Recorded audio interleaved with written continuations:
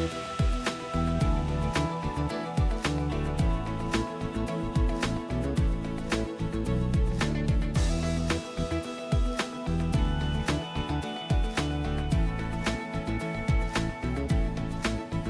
and welcome to another segment of Your TV at Queen's Park Edition. I'm Paul Martin, your host.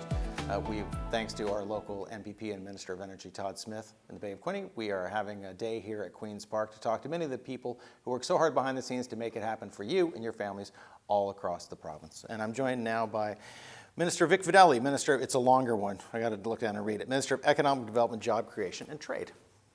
Very nice to see you, Paul. Thank you. So, in economic development especially, this is a buzzword that gets used a lot. And so where are we now in Ontario, and how positive about you where economic development is going in the province right now? Well, I think we're absolutely on fire here in Ontario. I mean, when you think about where we were 5 years ago and where we are today, the business community has created 700,000 new jobs since we were elected. And there's still 350,000 unfilled jobs. And all of that is because we've lowered the cost of doing business in Ontario by $8 billion a year. Last year alone, we saw 85,000 new businesses register. Wow. Well, we were talking with Rick Brzee at one point as well. There's the new EV parts plant that just did the groundbreaking in Loyalist Township. Amazon opened in Belleville. Also other auto parts plants that have been opening up as well. A lot of exciting announcements, a lot of big announcements, a lot of big names, a lot of first-time industries. Is this really an exciting time to not only be overseeing that, but planning for the next stage of economic development? Well, it is a fabulous time to be in economic development in Ontario because it could have gone either way. We were seeing a real decline in auto all across Ontario before we were elected. And Premier Ford, myself, we visited every one of the auto plants and asked them what is going on. And they told us Ontario is becoming too expensive a jurisdiction. You've got to lower the cost of doing business, which is why we lowered the cost, as I said, by $8 billion a year through various things that we've done. And that has sparked. Reuters announced in 2019 there'll be $300 billion spent on EVs. None was planned for Canada. Turn that around from our Driving Prosperity Plan. As of today, we've landed $27 billion in new EV plants and battery plants and EV related. So we've gone from 0 to 27 billion, and Bloomberg announced that Ontario is the number 2 in the global supply chain of EV, in the EV global supply chain now worldwide. Number 1 in North America, number 2 in the world after China. So it's a remarkable time. It wasn't always going to be like this. We've made it like this. Does it make it easier to sell moving forward? I mean, at one point, like you said, projections were we'd be nowhere in this kind of market. Now we've had this level of success and it really moved up. Is it sustainable, and is it something that can be used to keep selling Ontario, which is to say when future industries look, do they go, well, they were making it work there, so can we?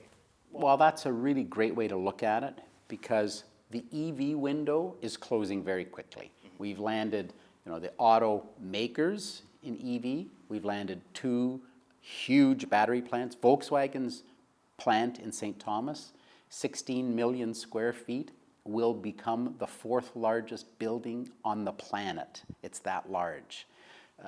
Now we're looking for the 6 major components of batteries, and all that should land in the next few months. And then, quite frankly, everybody around the world will have a dance partner, and we'll have to shift off of EV. There'll be nobody sort of left looking for a place to go.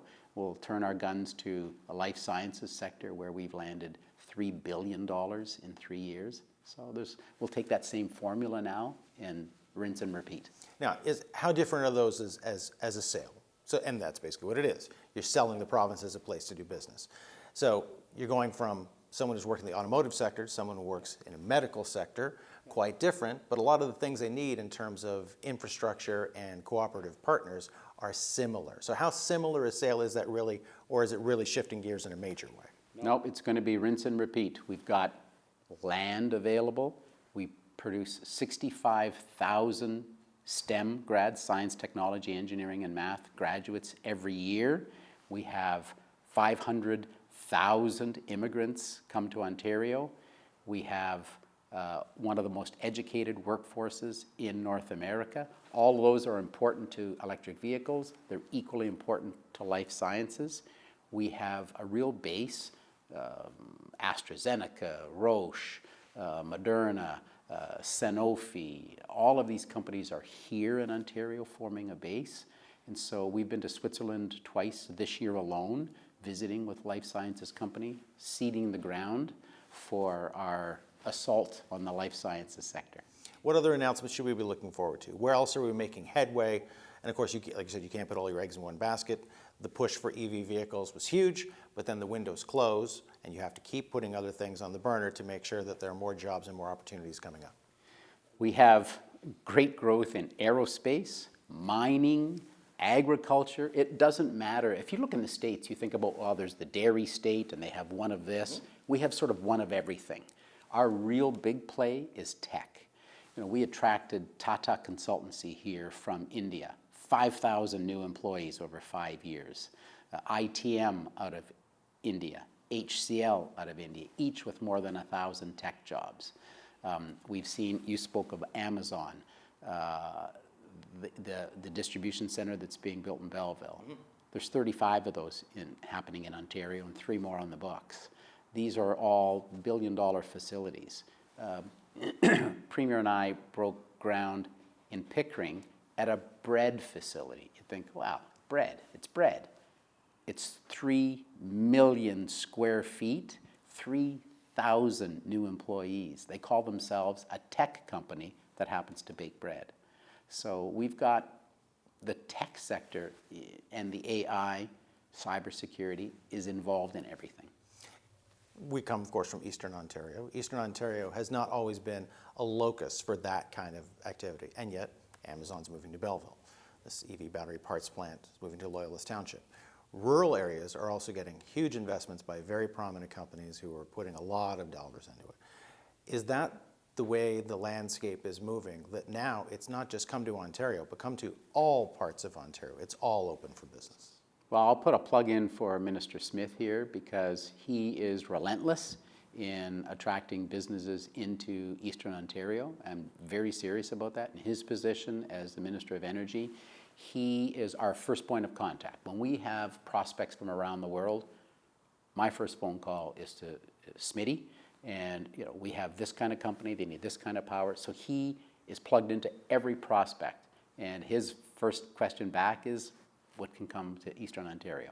And so he's been a real conduit and a real pipeline for businesses coming in there. I think you'll see several very, very good announcements in Eastern Ontario in 2024. There's also prestige that goes along with this. Like you said, in the EV industry, that's a big feather in your cap to be able to get, especially being named one of the top 2 areas in the world, #1 in North America. When Amazon comes, Amazon's a name everyone recognizes. Is it easier to sell as well when you get prominent companies, big investments? Does that also make it easier?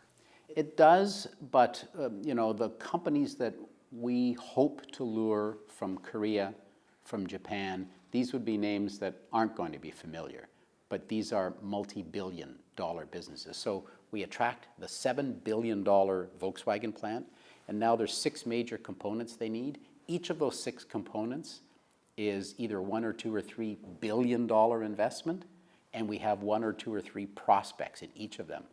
I would never have heard of one of those names before. Umicore from Belgium is one of them, by the way, and that one has landed. So we've got sort of fill the inside straight in the other 5 now.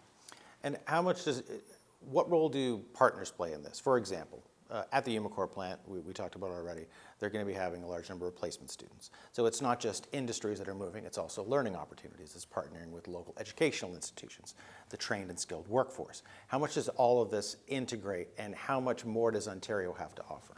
Well, the partners are very important to us, and I'll start with the municipal level because they've got to buy in. All around the world now, the table stakes are very high. So a municipality, if they want one of our businesses to come there, the incentives that they're going to provide are short-term, not pain, but short-term give up for long-term gain.